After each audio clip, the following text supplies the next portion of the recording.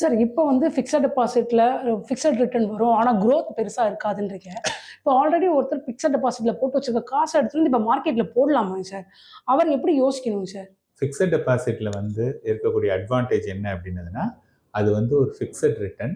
அந்த ரிட்டர்ன் வந்து பார்த்தீங்கன்னா, நாளுக்கு நாள் கொஞ்சம் கொஞ்சமா ஏறிட்டே இருக்குமே ஒழிய, அது இறங்கவே இறங்காது. புரியுதுங்களா? ஆனா, நீங்க வந்து மார்க்கெட்டுக்கு நீங்க போடும்போது, மார்க்கெட் நீங்க போட்டதுக்கு அப்புறமா ஒரு 10% 15% கூட கீழ வரலாம்.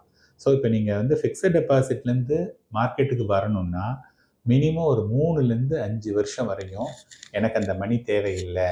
அதோடைய ஃப்ளக்சுவேஷன்லாம் வந்து நான் அக்செப்ட் பண்ணிப்பேன் அப்படிங்கிற ஒரு எண்ணம் இருந்தால் மட்டும்தான் நீங்கள் வரலாம். அதர்வைஸ் வரக்கூடாது. இப்போ ஃபார் எக்ஸாம்பிள் லாஸ்ட் செப்டம்பர், அதாவது செப்டம்பர் 2024ல் ஒருத்தர் வந்து ஃபிக்ஸட் டெபாசிட்லேருந்து மியூச்சுவல் ஃபண்டுக்கு வந்திருந்தாங்க அப்படின்னதுன்னா, லெட்டஸ் அஸ்யூம் 10 லட்ச ரூபா போட்டிருந்தாங்க அப்படின்னதுன்னா, இன்னைக்கு 9 9.75லேருந்து 9 லட்ச ரூபா வரையும் அந்த வேல்யூ தான் இருக்குது. கிட்டத்தட்ட ஒரு 2-3%லேருந்து 10% வரையும் இறங்கியிருக்கு.